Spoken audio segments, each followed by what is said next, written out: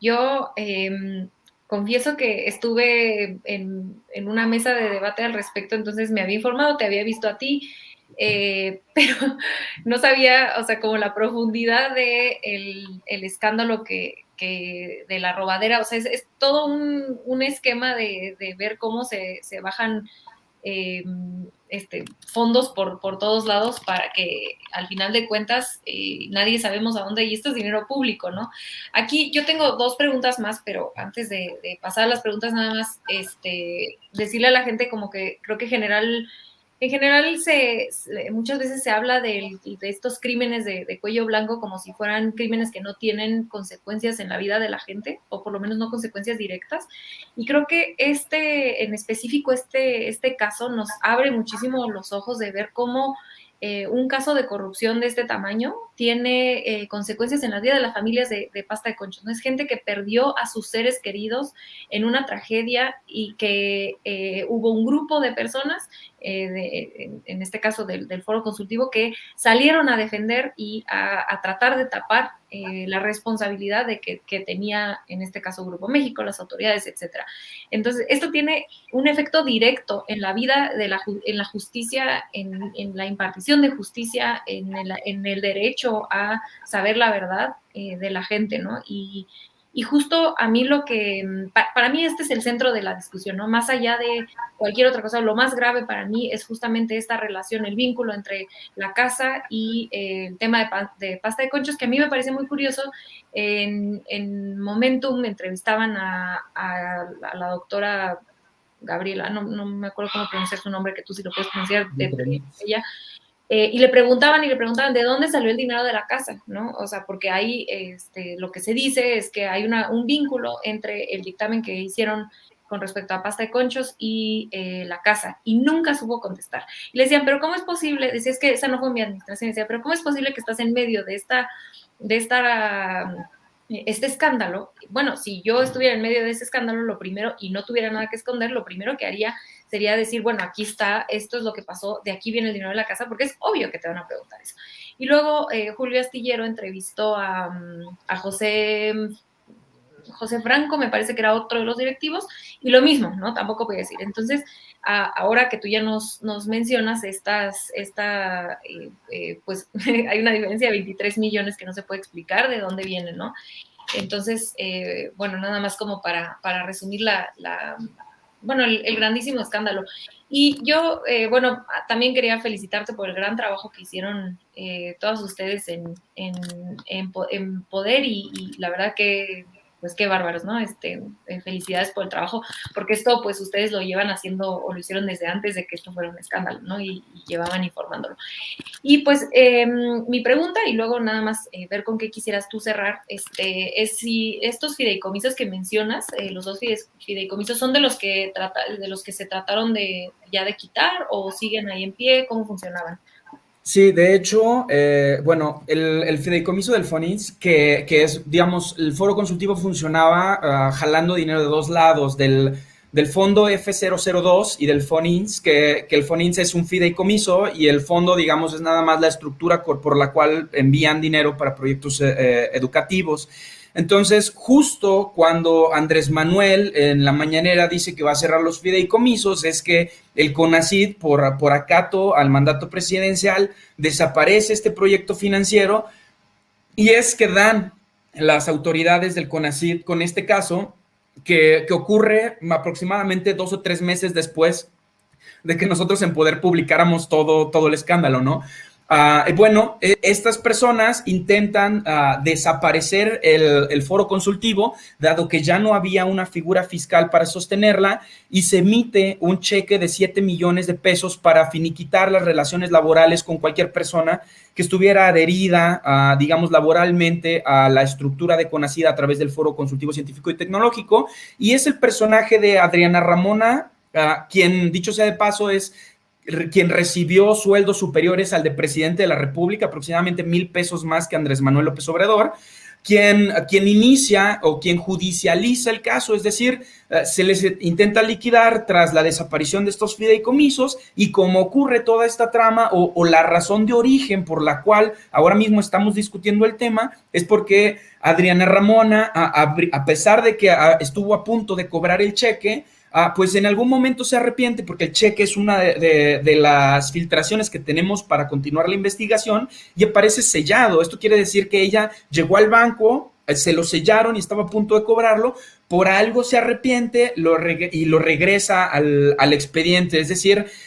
ellas, en lugar de finiquitar esta asociación civil, lo que hicieron fue judicializarse e irse a un amparo en donde ellas exigían que el Consejo Nacional de Ciencia y Tecnología pues siguiera financiando estos proyectos. Efectivamente, también el FOMIX, que es el Fondo Mixto, desaparece, y bueno, estos proyectos, específicamente Lunaria, ahora están pasando por una modificación administrativa muy fuerte porque no saben a qué sistema adherirse para seguir bajando fondos, porque son proyectos inconclusos. Ahora mismo, Lunaria, el planetario de Jalisco, lleva asignación de 3 dependencias diferentes para poder sostener los gastos que ahora mismo ya no pueden por la desaparición de los FOMIX. Es decir, eran proyectos sujetos a que los fondos siguieran apareciendo en CONACYT, siendo una institución que arranca administración con un déficit presupuestal del 30%, es decir, año con año a CONACYT le falta el 30% de su presupuesto para poder pagar toda la plantilla de SNI, para poder pagar todos los proyectos que están desarrollando en materia de ciencia, todos los convenios que tienen con universidades como el CIDE, como la UNAM. Bueno, pues a pesar de esto, a pesar de la crisis financiera, estos proyectos fueron sujetos a que existiera recurso muchas veces de otros fondos, porque, por ejemplo, mucho del dinero de estos fideicomisos aparecía de las multas a partidos políticos cuando violaban la veda electoral. A pesar de que la ley dice que este dinero debía de estar siendo utilizado para atender las necesidades de los proyectos científicos con enfoque de género, lo cual ahora sí está ocurriendo. Es decir, como ya no tienen que alimentar los fideicomisos, ahora los proyectos con enfoque de género tendrán más fondos a los cuales acudir.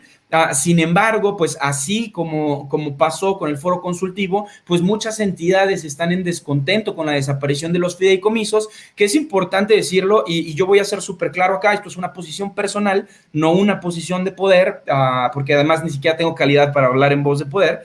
A mí me parece que los fideicomisos tenían que desaparecer sí o sí, porque los fideicomisos convierten en privado el dinero público. ¿A qué me refiero con esto? Cuando tú ingresas dinero del Estado a un fideicomiso en el que tienes como asociado a una iniciativa privada, inmediatamente queda categorizado bajo el secreto fiduciario o el secreto fiscal, lo cual a mí como periodista me impide solicitar por transparencia el acceso a los informes financieros con los que se estén pagando estos proyectos. Entonces, yo no quiero decir que tengan que desaparecer todos y no me voy a pelear con un aparato económico. Es decir, esto es nada más un formato. Lo que estoy tratando de decir es que todos los proyectos que tengan que ver con el desarrollo humano, es decir, salud, educación, medios de comunicación, deben de alejarse de las figuras no fiscalizables, porque inmediatamente las vuelve opacas. Es decir,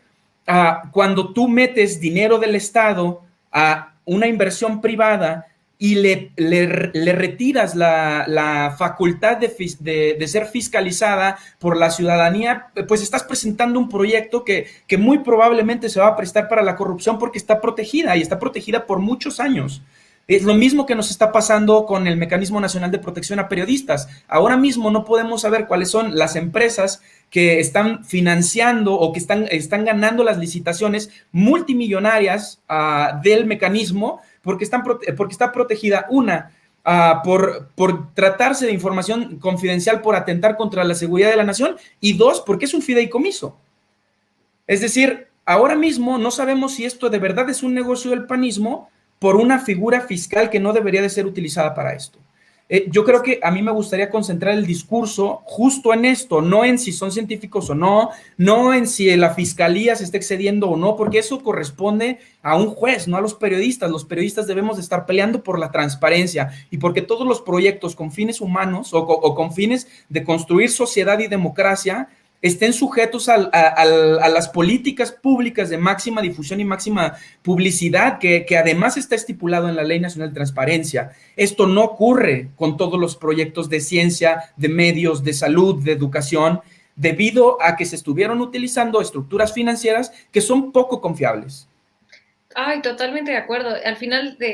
no sé, hay un texto excelente de mi querida Violeta Vázquez Rojas que justamente habla de cómo la conversación pública en los medios masivos de comunicación se fue hacia si era excesivo o si no era excesivo o si el cargo y no, y se pierde la conversación que tú nos estás dando ahorita de uno,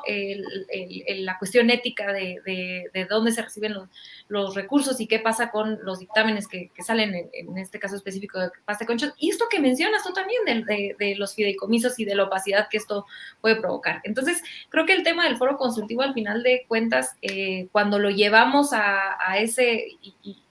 sospecho por qué lo llevan a ese campo, entonces se pierden otras conversaciones que sí tienen implicaciones democráticas a largo plazo que tenemos que seguir teniendo. Entonces, híjole, no tengo palabras yo para agradecerte el grandísimo resumen que nos haces. Sé que nos van a hacer en producción